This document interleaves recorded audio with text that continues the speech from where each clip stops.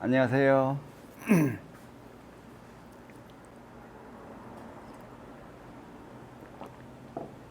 그동안 우리가 이제 본격적인 커피 프로세스, 토양과 품종, 재배, 가공, 선별, 로스팅, 그라인딩, 추출, 잔입, 테크닉과 본질. 아마 학원에서는 테크닉만 가르쳐 주면서 이제 한 달에 얼마를 받는데 제가 제 제자도 학원을 해요. 사람들이 그거를 그 사람이 어떤 사람인지 모르니까 그냥 학원비 내고 배워요. 이제 그 친구의 직업이 됐어요. 그러나 저는 이제 테크닉 위주의 커피는 이제 아닐 거예요. 이제 커피에 대한 본질이 뭔가를 이해하기 위해서 이제 우물 안에 우리끼리 운전 1년 한 사람이 운전 제일 잘한다고 생각을 하죠. 한 30년 한 사람들은 운전이 매우 조심스러운 거구나 라를 얘기를 해요. 그래서 우물 바깥으로 나와서 산지는 어떻고 16세기에 들어간 유럽의 커피는 어떻고 일본의 커피는 어떻고 또 후발주자인 미국은 생존을 위해서 제일 가장 싼 로부스타, 카페인 이런 것들이 많기 때문에 진하고 못 먹고 이제 그거에 이제 우리가 영향을 받은 나라가 아메리카노, 아이스 라떼, 아이스 모카, 카레 마키아토 뭐 이런 것들은 사실 전에 얘기했던 3분의 1, 3분의 1, 3분의 1로 된 이런 커피와는 굉장히 거리가 멀어요. 아마 지금 이 이야기를 들으시는 분들도 이 커피를 경험해 보신 분들도 있겠지만 대부분이 우리나라에서는 카페에서는 무조건 아메리카노이기 때문에 에스프레소 베리에이션이면 아메리카노 또 그 정도의 크기의 라떼 그 정도 크기의 아이스 라떼 뭐 이제 이렇게 해서 이제 커피를 시작을 했어요. 지금 이제 자막이 이제 올라갈 텐데 우리나라의 지금 커피의 이제 종류별 이제 소비량이에요. 원두 커피가 20% 이게 이제 올해 자료는 아니지만 이게 전에는 이제 5%였어요. 제가 커피집을 처음 열 때 설계 사무실을 하면서 그 내가 이제 취미로 먹었던 커피 그거는 이제 제가 요 잔을 이제 그때부터 저희 이제 스승님이 주신 커피 잔을 거의 지금 저랑 이제 세계 여행을 같이 하는 이 커피인데 뭐 잔이 이쁘지는 않아요. 우리 작가님이 만들어 주신 진짜 기가 막히게 이쁜 하루에 하나씩밖에 못 만드는 그 잔에 비해서 이쁘진 못한데 이제 나한테는 이제 의미가 있는 잔이기 때문에 저는 이제 이 잔을 꼭 쓰죠. 보면은 이게 여러분들이 이제 여기다가 커피 원액을 따르고 물을 붓고 그래서 이거를 이제 아메리카노를 먹는구나라고 생각하겠지만 이거는 이제 레귤러 커피예요. 레귤러 커피를 먹어야 어저께 얘기한 콜롬비아 그러니까 스프리모 얘기할 때 에티오피아 여자가 터본을 탁 두르고 금빛이 쫙 올라가는 맛이 비로소 요럴 때 나요. 아메리카에서는 그게 좀 나질 않아요. 인스턴트 커피에서는 뭐 기대할 수 없는 거고 그건 마케팅이고. 제가 이제 한국의 커피의 말미에서 이제 모른다라고 얘기를 했어요. 이제 거기에는 이제 복선이 깔려 있는데 모른다와 모른다 근처까지 간 것이 또 또 우리나라가 커피를 지금 시작한 게 깨끗해봐야 뭐 20년 동안 만들면서 모두가 자기의 커피가 맛있다고 생각하는 사람들도 많고 또 나름 또 커피를 잘 만드는 사람이 있어요. 대중적으로 판 이제 사무실 근처에서 낮에 우르르 몰려 나와서 이제 커피 러쉬가 쫙 생기고 쭉 빠져나가고 또 아침에 출근할 때 한 잔 가져가고 이렇게 하는 것들은 아메리카노가 이제 대부분이니까 그 레귤러 커피를 실제로 마셔본 분들이 그렇게 많지 않아요. 근데 이제 커피의 본맛은 뭐 내가 커피를 좋아해서가 아니고 실질적으로 우리 집에 오시는 그 내방객들도 이런 그 레귤러 커피의 풍미가 나게 이렇게 만들어주면 이 시골 산구석에 이렇게 맛있는 커피집이 있냐라고 이제 얘기를 하세요. 이제 한번 경험을 해보세요. 제가 이제 다시 또 돌아가서 이제 모른다라고 얘기한 것이 그게 우리가 커피를 배워야 되는 이유예요. 이 세상에 모든 존재하는 모든 것들은 그럴 만한 이유가 있어요. 지금 이제 자막을 쫙 보면 우리가 커피 공부를 진짜 해서 경쟁력 있는 커피를 만들어야 되는 찬스라고 하는 거죠. 이제 지금 이제 원두 커피 시장이 20%인데 40%까지 늘어날 거예요. 혹은 이제 50%까지도 늘어날 수가 있어요. 이제 그렇게 되면 지금 이제 수적으로 된 커피집들은 이제 이렇게 사라지고 양적으로 발전된 집들이 이제 생겨나요. 이런 것들이 우리나라의 근현대사가 우리한테 짊어준 그 감당할 수 없는 짐을 우리 스스로가 이제 벗어내고 가벼운 마음으로 이제 경쾌한 발걸음으로 커피 공부를 시작할 수가 있다는 거죠.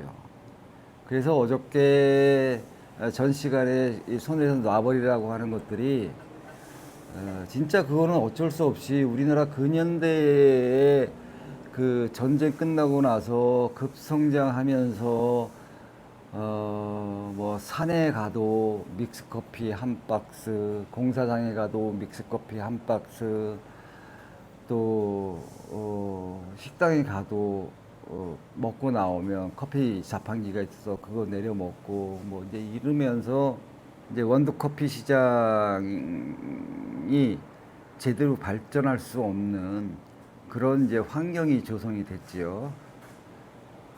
그래서 제가 이제 그렇게 한번 쫙 이제 훑어낸 거예요. 이제 오늘부터는 토양과 품종, 뭐 이제 이렇게 이제 이제 7가지 프로세스 있는데 재배, 수확, 가공, 선별, 로스팅, 그라인딩, 추출, 잔입, 이 모든 과정에서 커피의 맛을 만들어내는, 정확히 말하면 토양의 맛을 만들어내는 프로세스는 하나도 없어요. 토양의 맛을 줄어드는 요인을 최소화시키는 과정이에요.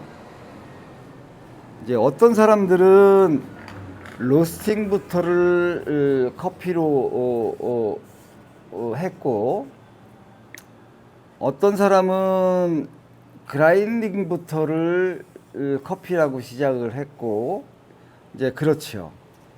그런데 이제 우리가 이렇게 토양과 품질, 가공, 선별까지 이거를 정확히 알지 못하면 내가 주문한 커피가 좋은 커피인지 나쁜 커피인지 가려낼 수 있는 안목을 기대할 수 없어요. 그 안목이 바로 이 부분이에요. 내가 $100짜리 커피를 주문했으면 $100짜리가 내 잔에 담겨야 되는데 한국에서 커피를 주문을 한다 그러면 안녕하세요. 아, 예. 한국에서 주문을 한다고 그러면 그 사람들, 산지 사람들 무시하죠.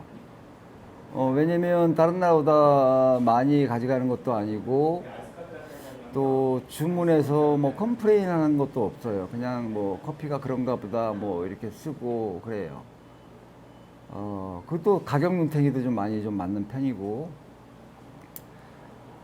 그래서 이제 산지를 알고 혹은 또 우리가 더 정확히 얘기하면 산지 사람들하고 친해져야 돼요. 예. 횟집 예를 한번 들어볼게요. 내가 서울서 이제 왔어요. 동명에 갔어요. 폼을 잡아요. 나 혼자 폼을 잡는 거예요.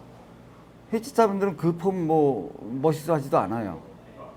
그러면서 뭐 우럭이 어떻네, 뭐 저기네, 뭐 광어, 도다리 뭐 어떻네, 그러고 이제 이거 주세요, 딱 그런단 말이에요. 횟집 사람들은 뭐라고 생각을 하냐면 그냥 줘요. 그런데 잘 안 한 친구가 왔어요. 그 친구는 주문하지 않아요. 우리 저기 왔으니까 한 상 줘. 그러면 횟집 주인이 그 안에서 제일 싱싱한 놈을 골라가지고 주는 거예요. 그게 인지상정이고, 그게 거래의 기본이에요. 신뢰. 예. 산지 사람들을 내가 알고, 또 평상시에도 안부 묻고, 저기하고, 이제 혹시, 내가 커피를 지금 주문하면, 야, 지금 나오는 거는 공장으로 가는 거야. 네 퀄리티에 맞지 않아. 한 달만 기다려줘. 그러면 너 퀄리티에 나오는 거 보내줄게. 오케이.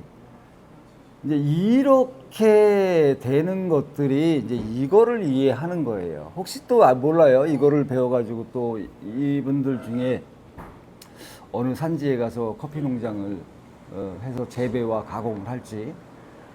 어쨌거나 이제 오늘은 토양과 품종에 대해서 얘기를 할 건데, 토양에는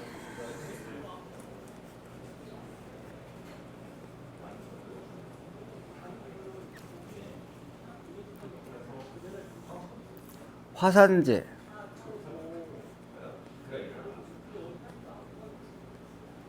토양, 그 다음에 비화산재 토양,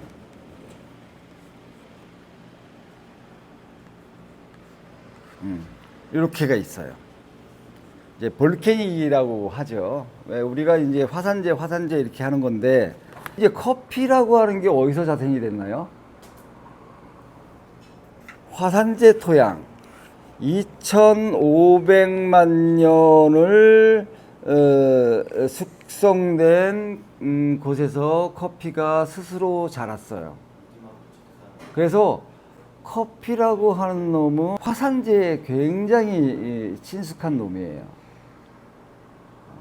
그 다음에 이제 화산재 중에서도 이제 숙성 화산재,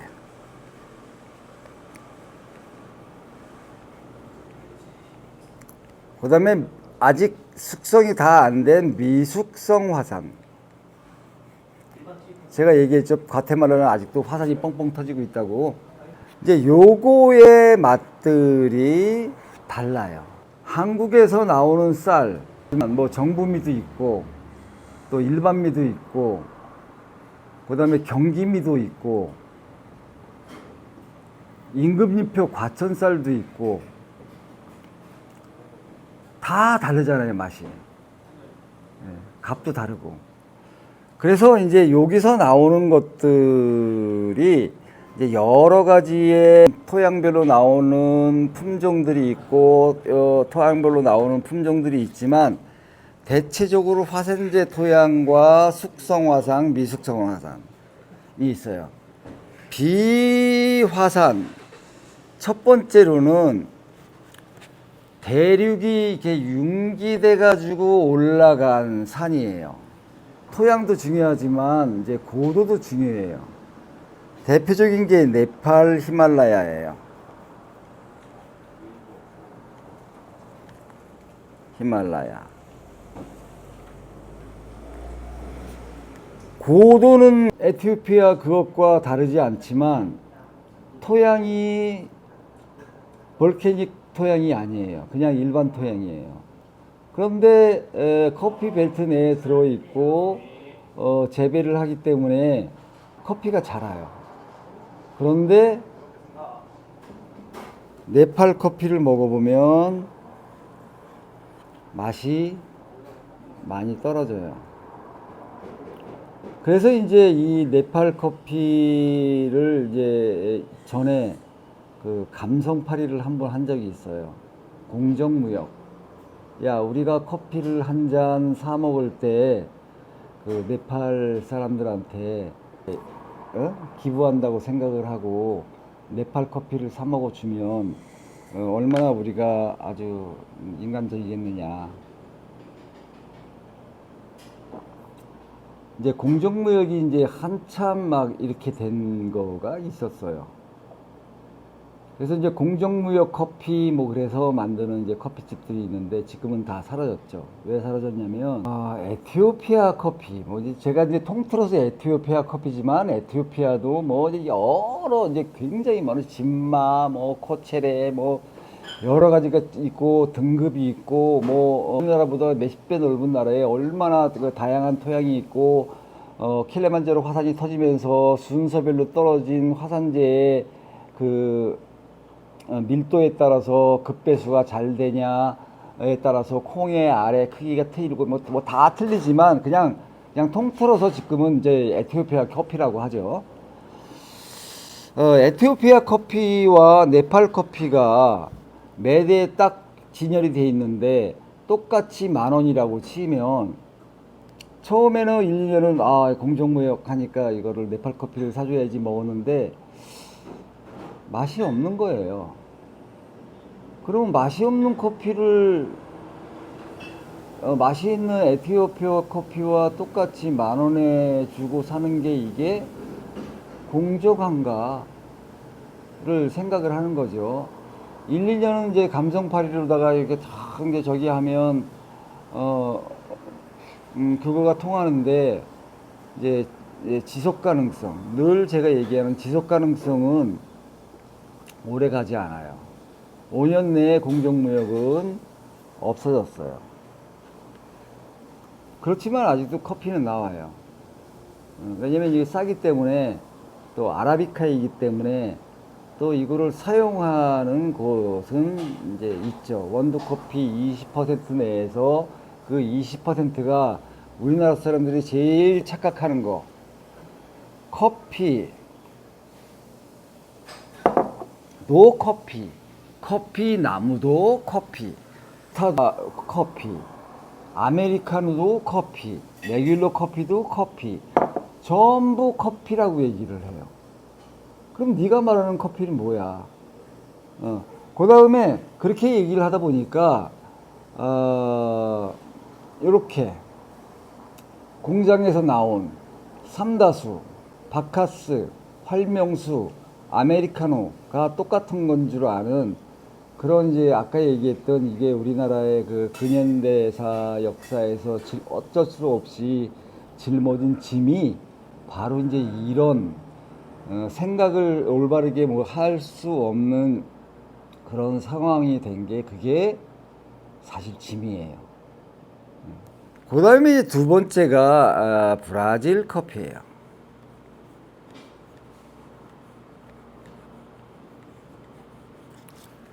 브라질에는 로부스타도 나오고 아라비카도 나와요. 여기에는 높은 산들이 없어요. 전부 밀림이에요. 밀림에 불을 지르고 거기다가 이제 대규모 농장, 뭐 수평선이 바라보는 거기다 커피를 쫙 재배를 해요. 살 놈은 살고 죽을 놈은 죽고. 그리고 이제 거기다 이제 비료도 뿌리고 밀림이니까 이제 병충해 많으니까 농약도 뿌리고 해요.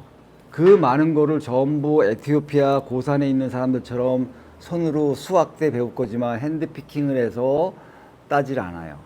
기계로 쫙 훑고 지나가요. 그리고 거기에는 이제 커피라고 하는 놈이 포도처럼 한꺼번에 다 익는 게 아니고 여기서 붙어 있고 요놈 있고 요놈 있고 요놈 있고 요놈 있고 요놈들은 안 있고 뭐 이렇게 생긴 게 커피 이 나무의 열매예요. 제가 찾아가지고 요거 이제 영상으로 올려볼게요. 저 자막으로 이거를 훅 돌리고 나서 그거를 이제 커다란 탱크에 집어넣고 위에 뜨는 건불 뭐 나뭇가지 뭐 이런 것들을 건져내고 밑에 깔아앉은 거를 이제 기계로다 전부 탈각을 해서 이제 말리는 게 이제 브라질 커피의 특징이죠. 그래서 사람들이 모르는 사람들이니까 우리 몰랐잖아요. 솔직히 몰랐잖아요. 그러니까 커피 그러면 브라질 아니야? 생산량은 물론 브라질이죠. 그래도 브라질도 걔들도 농무성이 있고 관광청이 있고 홍보관이 있을 거 아니에요.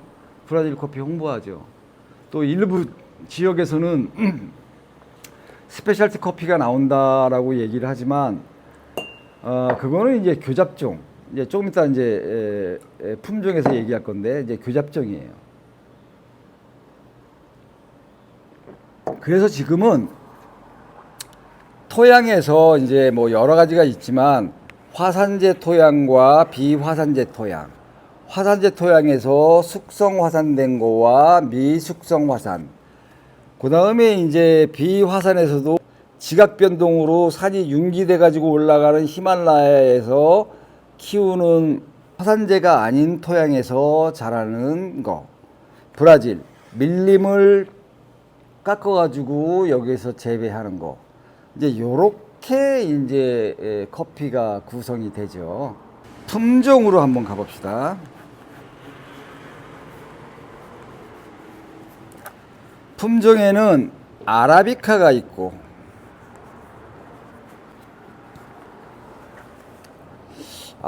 이거를 칠판을 하나 큰 걸 사야 되겠다. 아라비카가 있고 로부스타가 있어요.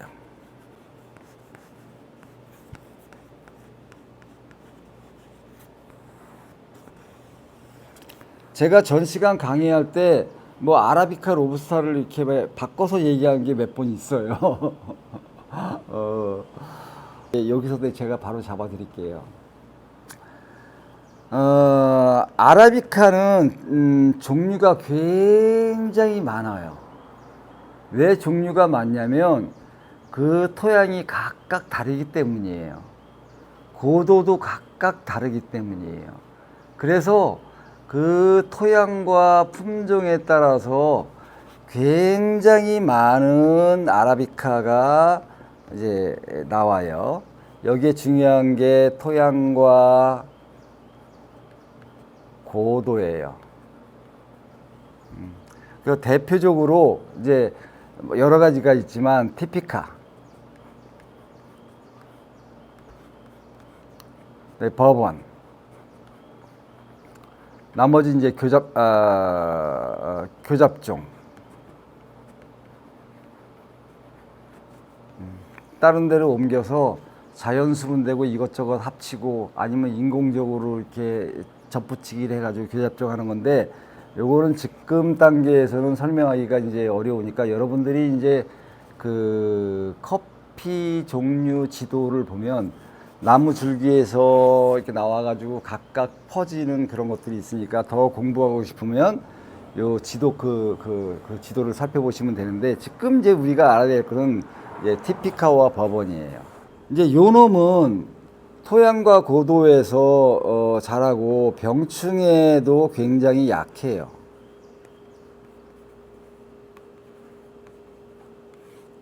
그래서 케냐 같은 경우에는 킬라만자로 화산이 이렇게 축축 터져가지고 굵은 모래에서 굵은 화산재에서 이제 이렇게 자라는데 병충해로다가 싹 전멸을 했어요. 그래서 지금 이제 새로운 종류로다가 심은 게 이제 지금의 이제 케냐예요.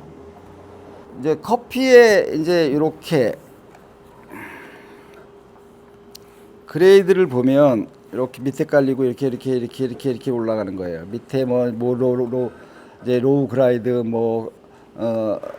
이제 공장용 커피 이거 조금 우리나라에 처음 들어온 게 요게 이제 이거는 못 들어오고 요게 들어와서 뭐 얘가 체프 뭐 하는 게 요거예요.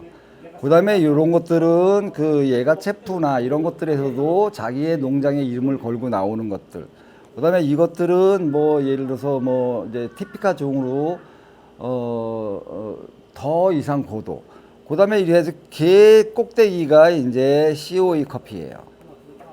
혹은 이제 4대 명품 커피. 뭐 이렇게 해가지고 커피가 등급별로 이렇게 쭉 아라비카는 이렇게 등급별로 다 달라요.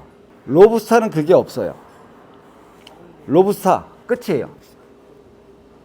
이거는 이제 해안가에서 이렇게 자란다고 그랬잖아요. 브라질 해안가. 그래서 미국 사람들이 그걸 썼다고 그랬잖아요. 그다음에 베트남, 라오스 이런데 자라요. 병충해 끄떡 없어요. 예. 그다음에 알도 굵어요. 그다음에 연간 수확 예측량을 예측할 수가 있어요. 그래서 내가 네슬레에게 아니면 뭐 어디에게 연간 납품 사전 계약을 하면 그거를 그대로 납품을 할 수가 있어요. 이제 이런 것들이 전부 우리나라의 20% 안에 들어있는 거에 로부스타죠. 이제 사람들이 커피를 알기 시작하면 점점 이놈이 커지죠. 지금은 아마 수입량으로 따지면 요놈이 클 거예요. 왜? 믹스커피 비율이 있잖아요. 이걸로 만드니까. 그래서 오늘은 이제 품종에 대해서 일단 설명을 하고 이렇게 이제 품종에 대한 설명을 본격적으로 이제 들어가기에 앞서 그 전에 이제 우물 밖의 세상 뭐 이런 것들을 알아야 내가 커피를 만드는 마음가짐, 그 마음가짐이 좋아야 경쟁력 있는 커피 그런 거를 만들 수 있기 때문에 한 바퀴 돌았고 오늘은 이제 첫 시간으로 토양과 품종 조금 이해되셨나요? 네, 오늘 수업은 이걸로 끝.